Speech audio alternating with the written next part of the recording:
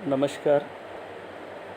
मैं डॉक्टर दिनेश चारण, एमए पूर्वार्ध उत्तरार्ध हिंदी साहित्य के प्रयोजनमूलक हिंदी विषय में आपका हार्दिक स्वागत करता हूं। हम प्रयोजनमूलक हिंदी में पारिभाषिक शब्दावली को पढ़ रहे हैं।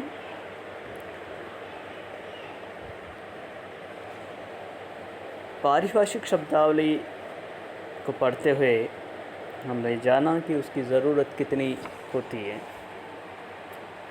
हम देखते हैं कि आज का जो युग है विज्ञान और प्रविधि का युग है। विज्ञान की नई उपलब्धि का साक्षात्कार, उद्योगों के विस्तार तथा विभिन्न ज्ञान शाखाओं में निरंतर विकसित होती ज्ञान चेतना तथा बढ़ते हुए चिंतन से समुचित परिचय कराने तथा पारस्परिक संवाद तथा विशिष्ट संप्रेषण के लिए सामान्य अथवा साधारण भाषा अपर्याप्त तथा असमर्थ होती हैं। अतः इन नवीन शोधों, प्रयोगों तथा उपलब्धियों से लाभान्वित होने के लिए उस ज्ञान शाखा की विशिष्ट शब्दावली का ज्ञान आवश्यक है। विशिष्ट ज्ञान शाखा की ये ही विशिष्ट अभिव्यक्तियाँ पारिभाषिक शब्दावली की सृजन भूमि हैं।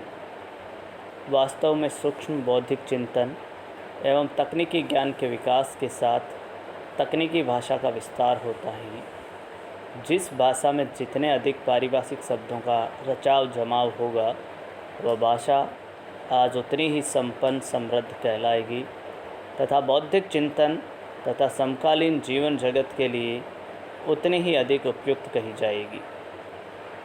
किसी भी भाषा में समुचित पारिभाषिक शब्दावली की विद्यमानता उस भाषाभाषी वर्ग के बौद्धिक उत्कर्ष एवं संपन्नता की परिचायक होती हैं और उसका अभाव बौद्धिक दरिद्रता।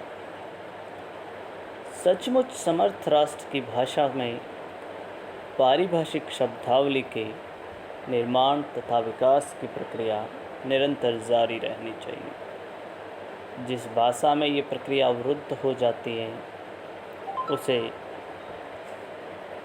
बौद्धिक दृष्टि से पिछड़े हुए लोगों की भाषा माना जा सकता है। आधुनिक दृष्टि से समर्थ होने का या बनने का प्रयत्न करने का भी दावा करने वाली कोई भी भाषा पारिभाषिक शब्दावली के स्तर पर निष्क्रिय होकर नहीं बैठ सकती। इस प्रक्रिया के रुकने का अर्थ होता है ज्ञान विज्ञान के रथ के पहियों का रुक जाना। हिंदी के संदर्भ में पारिभाषिक शब्दावली की आवश्यकता और अधिक बढ़ जाती है। उसे स्वतंत्रता के बाद संघ की राजभाषा, हिंदी प्रदेशों की राज्य भाषा तथा हिंदी प्रदेशों में सह राजभाषा का पद प्राप्त हुआ है। अतः इस गंभीर उपयोग के वहन के लिए भाषा का सर्वांगीण विकास अनिवार्य है। उसे एक और जहाँ राजभाषा के संघीय संवैधानिक कार्यों को निष्पादित करना है, सांस्कृतिक साहित्यिक चेतना को स्पंदित करना है, वहीं उसे ज्ञान विज्ञान विधि आदि की विभिन्न ज्ञान शाखाओं की विशेष सुनिश्चित स्पष्ट अभिव्यक्तियों के लिए पारिभाषिक शब्दावली से भी स्वयं को समृद्ध तथा संपन्न करना ज़रूरी है।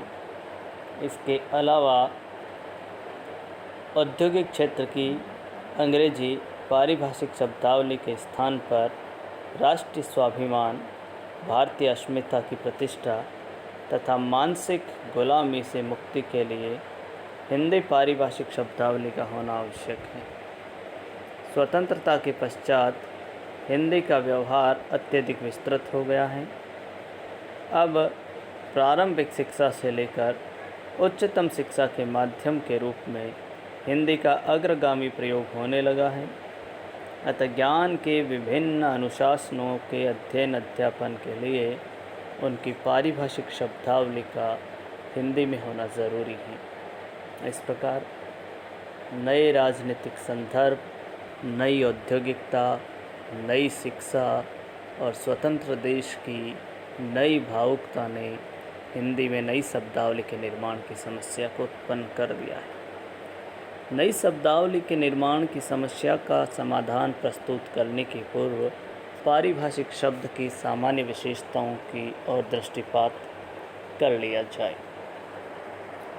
मूल रूप से जब हम देखते हैं कि पारिभाषिक शब्द की विशेषताएं क्या हैं, किस रूप में वो होना चाहिए ताकि वो एक आधार शब्द बन पाए, आइए हम जानते हैं पारिभाषिक शब्द की विशेषताएं।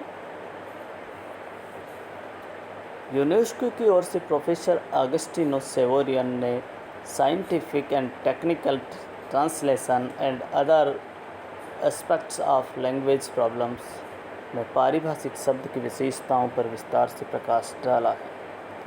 डॉक्टर भोलानाथ तिवारी तथा डॉक्टर सत्यव्रत आदि ने भी पारिभाषिक शब्द की सामान्य विशेषताओं की ओर अपने अपने ग्रंथों में चर्चा की।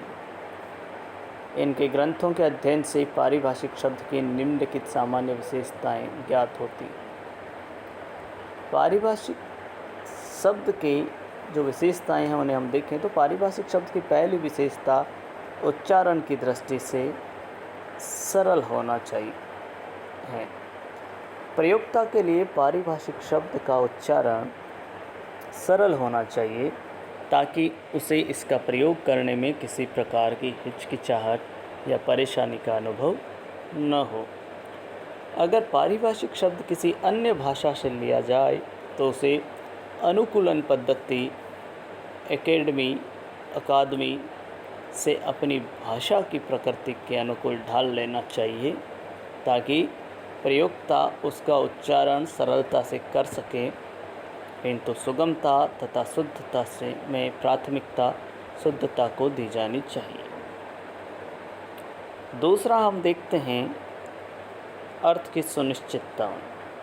नियतता तथा परस्पर अपवर्जिता पारिभाषिक शब्द की दूसरी विशेषता है, अर्थात पारिभाषिक शब्द का अर्थ सुनिश्चित, नियत, सुबोध तथा स्पष्ट होना चाहिए। उसे अर्थ संकोच अथवा अर्थ विस्तार दोष से मुक्त होना चाहिए। पारिभाषिक शब्द को अपनी अर्थ परिधि में से अधिक या कम अर्थ अभिव्यक्त नहीं करना चाहिए। अगला है शब्द का एक अर्थ होना है। एक अनुशासन अथवा संकल्पना के एक शब्द को निरंतर सिर्फ किसी एक ही अर्थ का परिचायक होना चाहिए। किसी एक संकल्पना के लिए एक ही शब्द का प्रयोग किया जाना चाहिए। अगली विशेषता है अल्पाक्षर होना। पारिभाषिक शब्द अल्पाक्षर होना चाहिए ताकि प्रयोगाधिक्य के कारण भी प्रयोक्ता को हिचक अथवा असुविधा न हो। अल्पाक्षर होने से ये फ़ायदा होगा कि एक ही शब्द का कई बार प्रयोग करेंगे तो व्यक्ति को उस अक्षर का प्रयोग करने में, उस शब्द का प्रयोग करने में हिचक या असुविधा नहीं होगी। अगला है मूल शब्द से निर्मित होना। पारिभाषिक शब्द यथासंभव एक ही मूल शब्द से निर्मित होना चाहिए ताकि उसमें अर्थ की गहनता, स्पष्टता तथा उच्चारणगत सुगमता हो। अगली विशेषता है शब्दों का निर्माण। शब्दों में एक जनन शक्ति होनी चाहिए, शब्द से शब्द का निर्माण होना चाहिए।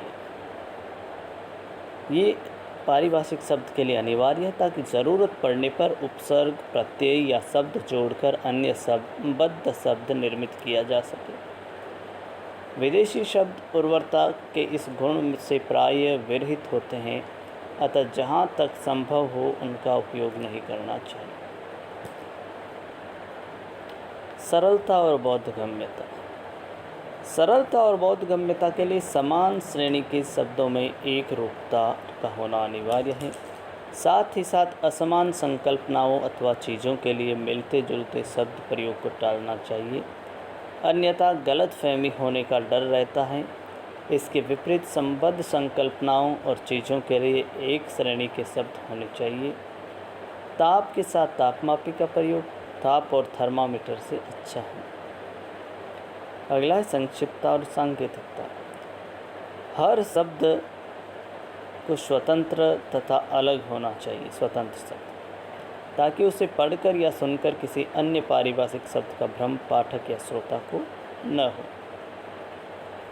यदि विभिन्न भाषाओं के लिए एक ही पारिभाषिक शब्द का प्रयोग किया जाना हो तो उस शब्द को उच्चारण की दृष्टि से सरल तथा अर्थ की दृष्टि से एकदम स्पष्ट होना चाहिए।